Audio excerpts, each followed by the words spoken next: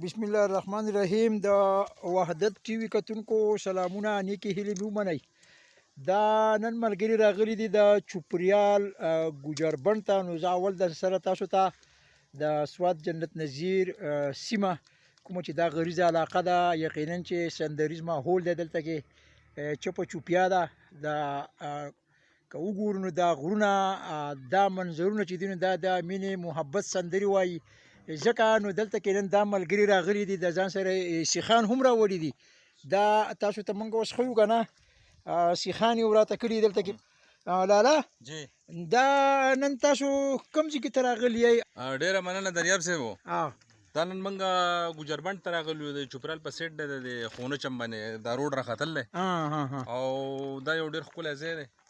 تاسو خلکو ته وښو دا غرونه شنه غرونه دي، بل ملګري ټول راغونډ شوي دي. نو غرونه خو یو طرف دي، خو د ملګرو دا راغونډېده چې دا ګران کاري که نه. نو تاسو هم کړاو کړلی، دا هغې لرې ځای نه راغلی. ډېره مننه، خوند یې وکړو د ټور ښه. او لګیا دي څه کسان سیخان ورته او څه چای باندې کړل او کیسې میسې کوي نه.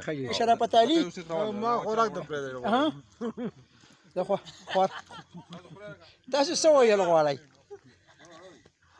خوراک وکړم، د هغو نه زه ورته ورکړم. دا سکندر خان دی، د منګور نه راغلی دی. نو د ده نه هم ګورو چې دی راته د خپلو خیالاتو اظهار وکړي.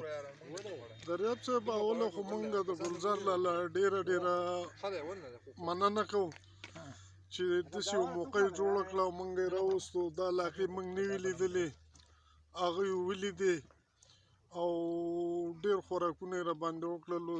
د چرګانو سیخان وو، د مهو سیخان وو، چې کوم دی نو هم خرما هم ثواب، هم یې سیلونه وکړل او هم یو ګېډه وسرېده. او جو د ګلزار لاله ډېره مننه. رالو ښایسته خان پروګرام کلی وو، ډېر غټ خونې وکړو او پروګرام یې ځان ته قبول کړو، چکر یې راولګوو. دې ملګري دا دکانداران دي، نن د جمعې ورځ ده او موږ جو انجوای وکړه. ډېره مننه. ډېره مننه چې تاسو موږ نه د ویډیو کولو موقع راکړه او ملګرو پروګرام جوړ کړلی، د روټۍ پروګرام وکړو. اوس پسې چې باندې کوي په کوله باندې. او د دې ښایسته خان او د دادا د غټ خان او ستاسو ډېره شکریه ادا کوم چې موږ یو موقع راکړه او موږ ته یو دا ځای وښو. علاقه زموږ ده خو موږ دا ځای نه و لیدلی. ډېر ښه لوکیشن یې ډېر زبردست دی. الحمدلله ډېره مزه یې وکړه، ډېر خوند یې وکړو او بس ملګري ټول په یو ځای باندې وشو، نو ډېر خوند یې وکړو.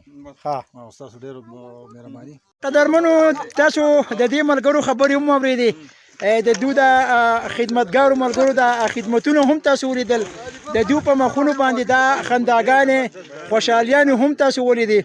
الله دې وکړي چې په ټول امت مسلمه باندې او په خصوصي توګه د پښتون قام په مخونو باندې خوشحالیانې دغه شان ته حیات تر قیامته خوري وي.